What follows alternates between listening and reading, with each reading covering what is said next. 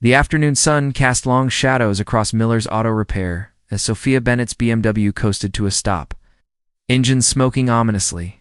34, Sophia was VP of Marketing at her family's Fortune 500 company, accustomed to luxury cars that worked flawlessly and problems that money could easily solve. She stepped out of the car in her designer jeans and silk blouse, surveying the modest repair shop with barely concealed skepticism. This was not the sleek dealership service center she usually frequented, but her car had died in this small town 40 minutes outside the city, and this was the only shop for miles. A man emerged from the garage, maybe mid-30s, wearing grease-stained jeans and a fitted t-shirt that showed he clearly worked with his hands. He was handsome in a rugged way that Sophia's usual dating pool of executives and entrepreneurs definitely was not. "Car trouble?" he asked with a slight smile, wiping his hands on a rag. "Obviously," Sophia said, more sharply than intended. Day had already been terrible: a disastrous morning meeting, a cancelled lunch, and now this. "How quickly can you fix it?" "Have a dinner in the city at 7. The mechanic walked around her BMW, popping the hood and examining the engine with practiced efficiency. "Looks like your radiator. I can fix it, but not by 7. We're talking tomorrow afternoon at the earliest, maybe longer, depending on parts." "Tomorrow?" Sophia felt panic rise. "I can't be stuck here overnight. I have important meetings. I'm sure you do. But your car isn't going anywhere until it's repaired." He looked at her with calm patience that somehow made her irritation. "Feel foolish? I'm Jake Miller, by the way. I own this shop, Sophia Bennett." She pulled out her phone, already calculating options. "Can I rent a car somewhere nearby? Rental place closed an hour ago. Won't open until tomorrow morning." Jake closed her hood carefully. "There's a decent hotel in town, a couple of restaurants. You could do worse for an unexpected overnight." Sophia felt her carefully controlled day completely unravel. She had planned to meet her blind date tonight. Another, set up by her well-meaning mother, who insisted Sophia needed to find balance and meet a nice man. She would have to cancel, spend the night in a small town, and deal with her mother's disappointed commentary. "This is a disaster," she muttered, pulling up her messages to cancel. "Could be worse," Jake observed, starting to write up her repair order. "You could have broken down on the highway instead of near a town with a good mechanic." Despite her frustration, Sophia smiled slightly. "You're very confident about your abilities." "I'm very good at my job. There's a difference," Jake handed her the estimate. "I'll call you tomorrow when the parts come in." As Sophia walked toward town to find the hotel Jake had mentioned, she called her mother to cancel the blind date. The conversation went as expected: disappointed sighs, comments about Sophia's priorities, suggestions that she was too picky and married to her job. "Maybe this is a sign," her mother said. "The universe forcing you to slow down and see what you're missing. The universe is forcing me to spend the night in a town with one hotel and a broken BMW, mother. That's not a sign. It's inconvenience." But as Sophia checked into the small but charming hotel, grabbed dinner at a local diner, and walked through the quiet downtown in the golden evening light, she found herself unexpectedly, relaxed. No urgent emails to answer, no networking events to attend, no performance of success required. The next morning, Jake called. "Good news and bad news. Good news, I got the parts. Bad news, there's additional damage I didn't see yesterday. We're looking at another day of work." Sophia groaned. "You're kidding." "I wish I was. But I'm not sending you out on the road with a car that might break down again. It's bad business and dangerous. So I'm stuck here another night. Unless you want to leave your car and take a bus home. But then you'd have to come back for it anyway." Jake paused. "Look, I know this is frustrating. But since you're stuck anyway, you might as well make the best of it.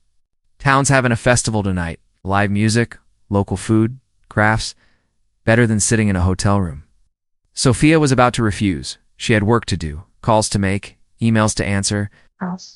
Then she remembered her mother's words about signs and slowing down and found herself agreeing. That evening, she found herself at the town festival, sipping local beer and listening to a surprisingly good bluegrass band. And there, working a booth selling hand-carved wooden toys, was Jake, with a little girl who looked about 5 years old, Sophia. The girl waved enthusiastically when she spotted her. Daddy said, "You're the lady with the fancy broken car."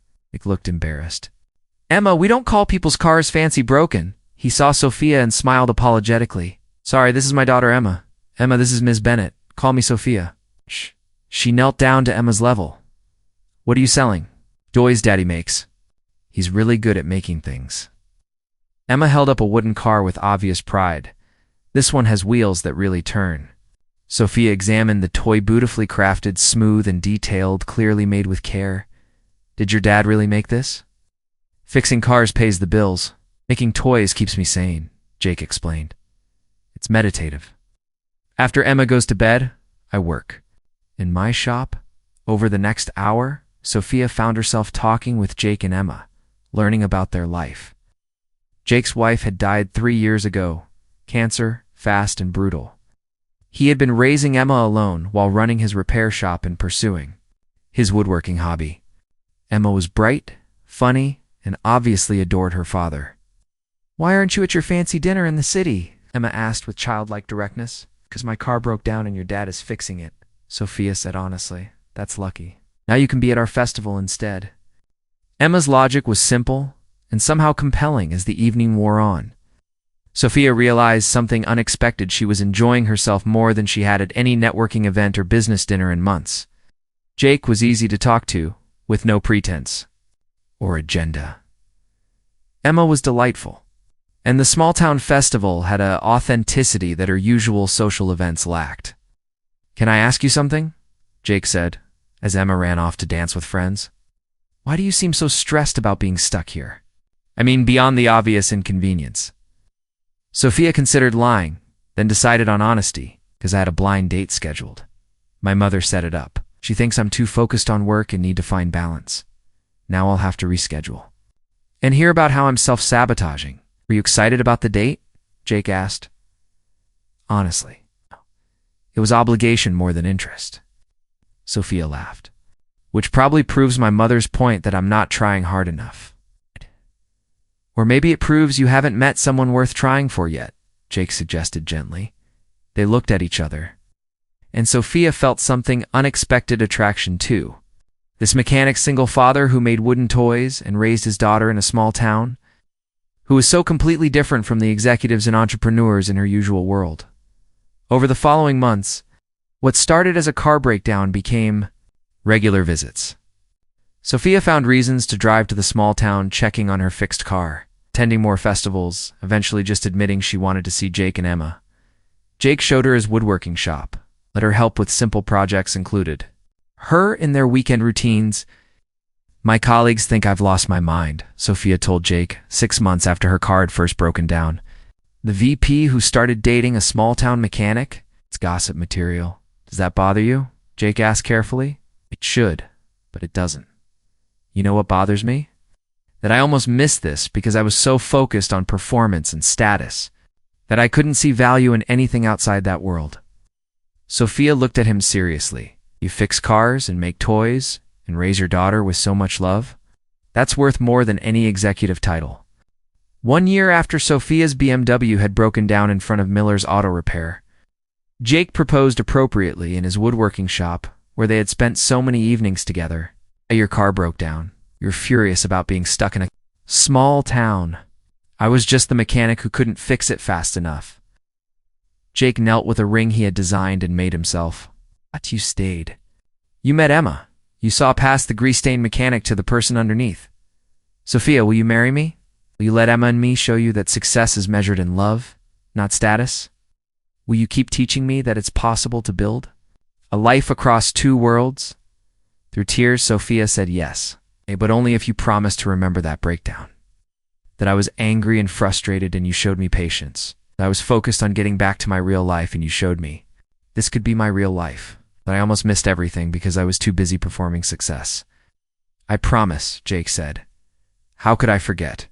You showed up in designer jeans to my repair shop, furious about a broken car. You left having found a family." At their wedding, with Emma as flower girl, Sophia's vows made everyone cry, including her mother, who had initially been skeptical of the small-town mechanic. My car broke down. I was furious. The mechanic told me it would take days to fix, and I felt my carefully planned life falling apart. That breakdown was the best thing that ever happened to me. Thank you, Jake, for fixing. More than my car. Thank you for showing me what balance actually means.